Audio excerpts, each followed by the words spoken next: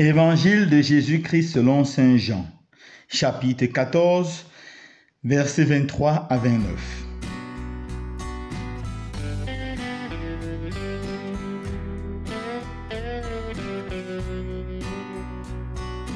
En ce temps-là, Jésus disait à ses disciples, « Si quelqu'un m'aime, il gardera ma parole. Mon Père l'aimera, nous viendrons vers lui et chez lui, nous nous ferons une demeure. Celui qui ne m'aime pas ne garde pas mes paroles. Or, la parole que vous entendez n'est pas de moi. Elle est du Père qui m'a envoyé. Je vous parle ainsi tant que je demeure avec vous. Mais le défenseur, l'Esprit Saint que le Père enverra en mon nom, lui vous enseignera tout et il vous fera souvenir de tout ce que je vous ai dit. Je vous laisse la paix, je vous donne ma paix. Ce n'est pas à la manière du monde que je vous la donne. Que votre cœur ne soit pas bouleversé ni effrayé. Vous avez entendu ce que je vous ai dit. Je m'en vais, je veux et je reviens vers vous.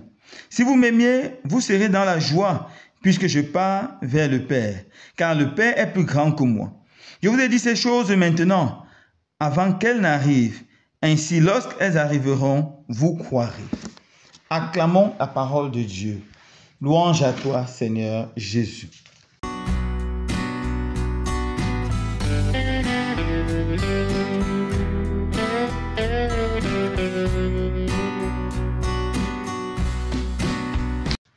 Frères et sœurs bien-aimés, aujourd'hui nous célébrons avec beaucoup de joie le 6e dimanche du temps de Pâques dans cette année liturgique C.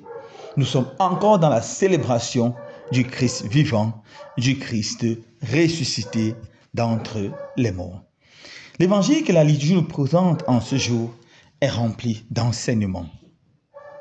Jésus, tout d'abord, invite ses disciples à garder ses commandements. Il dit, celui qui m'aime gardera mes commandements. Et la conséquence sera belle. Le Père et moi, nous viendrons et dans son cœur, nous établirons notre demeure. Garder les commandements de Jésus consiste en 3 choses. Parce qu'en fait, le mot grec pour garder peut contenir 3 autres verbes. Le premier, c'est entendre. Pour garder la parole du Seigneur, il faut d'abord l'écouter attentivement. C'est pour ça que le premier commandement des Juifs, ce n'est pas d'abord aime le Seigneur ton Dieu de tout ton corps, aime ton prochain comme toi-même, mais c'est ceci. Écoute Israël, écoutez, entendre, comprendre. Voilà le tout premier commandement du Seigneur. Celui qui écoute la parole de Dieu, qui prête attention, qui s'efforce à l'écouter, celui-là peut être sauvé. Celui-là est sur le chemin du salut. La première condition, c'est d'écouter. Deuxièmement, de faire tout ce qui est possible, de la garder dans le cœur, de la retenir, de la comprendre. Ne pas seulement écouter la parole de Dieu avec légèreté, mais s'efforcer à comprendre. Mais qu'est-ce que le Seigneur dit par cette parole? Mais qu'est-ce que le Seigneur me dit? Et dernière, 3e chose, s'efforcer à la mettre en pratique. Obéir à cette parole. Ça ne sert à rien, mes frères et sœurs, d'écouter la parole de Dieu, même de la garder dans le cœur, de ne pas la mettre en pratique. Jésus dit, celui qui écoute ma parole et la met en pratique ressemble à quelqu'un qui a construit sa maison sur du roc. La pluie est tombée, le vent a soufflé et la maison est restée debout. S'efforcer à mettre la parole de Dieu en pratique, c'est justement la garder en perfection. Alors mon frère, ma sœur, est-ce que tu écoutes la parole de Dieu? Est-ce que tu te forces à la comprendre? Est-ce qu'il faut la comprendre, à connaître l'enseignement de l'Église? Est-ce que tu te forces à mettre ces paroles en pratique, à obéir à cette parole? Si la réponse est oui, tu aimes déjà Jésus, continue. Si la réponse est non, demande à Jésus la grâce de tomber amoureux de lui. La conséquence quand on écoute la parole de Dieu est évidente. Le Père et le Fils viennent dans nos cœurs et font leur demeure par la puissance du Saint-Esprit. C'est pour ça qu'il dit, le Père vous donnera un autre défenseur, l'Esprit Saint, l'Esprit de vérité, le Consolateur. Nous reviendrons de long en large sur l'Esprit Saint les jours à venir. Ensuite, Jésus dit aux apôtres, je vous donne ma paix, je vous laisse ma paix. Je ne vous la donne pas à la manière du monde. Premièrement, qu'est-ce que Jean entend par le monde? Dans l'évangile de Jean, le monde n'est pas seulement l'univers physique où les hommes vivent. Non. C'est l'univers qui a rejeté Dieu. C'est l'ensemble des hommes qui ont rejeté Dieu, qui ont préféré la lumière aux ténèbres. La lumière a brillé dans les ténèbres et les ténèbres l'ont rejeté. C'est ça le monde. Commençons d'abord par la sphère politique. Sur la sphère politique, le monde, c'est l'ensemble de pays qui ont rejeté Jésus pour rejeter les valeurs de l'évangile, qui préfèrent donner le pouvoir aux chrétiens, aux francs-maçons, qui pouvaient donner le pouvoir aux gens qui appartiennent à des sectes. Et ces gens-là vont venir avec leurs lois diaboliques et sataniques gouverner le peuple. Le monde sur le plan politique, c'est des gouvernements qui oppriment le peuple, qui affament le peuple, qui gardent le peuple dans la misère, afin que le peuple se mette à genoux pour recevoir les 500, les 1000 francs, les 2000 francs, souvent lors des campagnes. Voilà le monde qui rejette Dieu. Sur l'aspect politique, le monde, c'est ceux-là qui engagent la guerre, les uns contre les autres, qui n'hésitent pas à bombarder, qui refusent tout accord de paix, qui refusent la négociation pour la paix. Voilà le monde. Sur la sphère économique, le monde, c'est ceux qui oppriment les autres. Les employés qui donnent les mauvais salaires à leurs employeurs, les employeurs qui donnent des mauvais salaires à leurs employeurs. C'est ça le monde. Parce qu'en faisant cela, ils rejettent Dieu. Les sociétés où, pour avoir une promotion, il faut coucher peut-être avec le directeur ou s'engager dans les pratiques homosexuelles. Voilà le monde. Et dans beaucoup de nos sociétés, on fait cela. Sur le plan familial, le monde, ce sont les familles qui rejettent Dieu, qui rejettent la prière. On ne prie jamais. Ce sont les familles où la seule chose qu'on apprend aux enfants, c'est l'amour de l'argent, le bien matériel. On n'a pas de valeur. On ne prend pas l'amour, la valeur du pardon. C'est cela, le monde. Le monde, c'est les familles où chacun cherche ses droits. Personne ne cherche jamais ses devoirs. Les femmes veulent leurs droits. Elles parlent de leurs droits. Elles parlent d'émancipation de la femme. Mais elles oublient qu'elles doivent prendre soin de leur mari. Elles doivent prendre soin de leur maison, prendre soin de leurs enfants. Quand on oublie ses devoirs et on parle seulement de ses droits, nous sommes dans le monde. Le monde, ce sont les parents qui oublient leurs devoirs et qui s'asseyent à la maison gaillardement sans savoir que c'est les pourvoyeurs de la famille.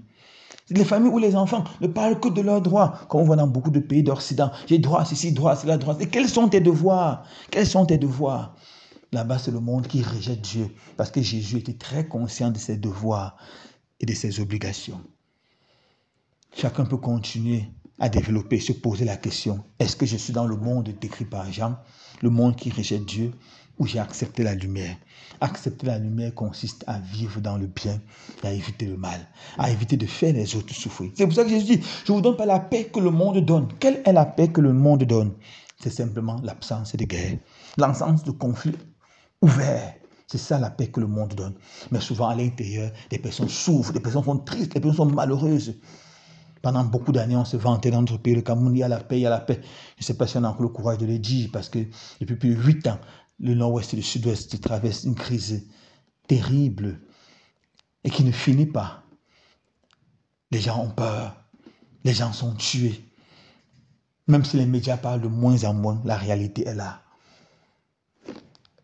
Pareil à l'extrême nord, les gens sont kidnappés. Mais pendant longtemps, on se vantait, on n'a pas de guerre, on n'a pas de guerre, parce que dans d'autres pays, il y avait des conflits armés ouverts. Mais est-ce là la paix? Les gens peuvent venir peine de se battre, mais n'ont pas d'argent pour se soigner. Est-ce que quelqu'un peut être dans la paix, peut dormir paisiblement quand il n'a pas d'argent pour se soigner? Est-ce que quelqu'un peut dormir dans la paix quand il n'a pas d'argent pour payer la césarienne de sa femme, qui devra accoucher dans 2 semaines? Est-ce que quelqu'un peut avoir la paix quand il est incapable, après avoir fini ses études, d'avoir un travail décent? Après avoir vu les parents payer la pension, 1 million 500 dans des écoles de médecine un peu partout, être là, ne pas avoir un salaire de 100 000 francs le mois, est-ce que c'est ça la paix? La paix que Jésus nous donne, ce n'est pas seulement l'absence de guerre, mais c'est tout ce dont on a besoin pour être heureux.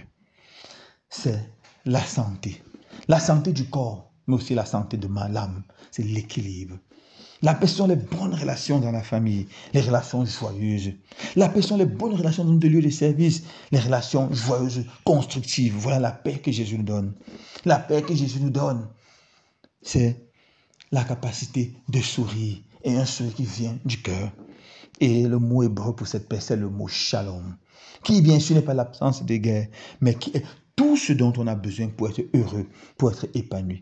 Et pour avoir cette paix, on doit nous tourner absolument vers Jésus, car le monde ne donne qu'une paix partielle. Jésus seul peut nous donner la paix définitive. Et cette paix nous donne en nous donnant le Saint-Esprit, l'Esprit de vérité. C'est l'Esprit qui vient dans notre cœur, nous conduit jusqu'à la vérité, jusqu'à l'amour, jusqu'à la sérénité, jusqu'au bonheur, jusqu'à la joie véritable. La joie de Dieu. Une joie, pas d'un moment, une joie qui ne passe pas, une joie qui dure infiniment. C'est ça la joie du Saint-Esprit Saint. La joie de connaître Jésus, la joie de servir Jésus, la joie de servir ses frères et sœurs. Voilà la paix que le Seigneur nous donne. Alors que nous commençons à nous préparer déjà à la venue du Seigneur, à la venue du Saint-Esprit, demandons au Seigneur la paix. Prions avec insistance, disons, Seigneur, donne-nous ta paix. Donne dans notre pays la paix. Donne dans l'Église la paix. Donne dans le monde la paix. Que le bruit des armes cesse. Que les pleurs et les grincements de dents cessent.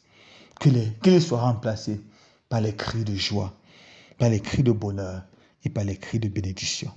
Seigneur, envoie-nous ton esprit qui nous donne la paix qui vient de toi. Loué soit Jésus-Christ.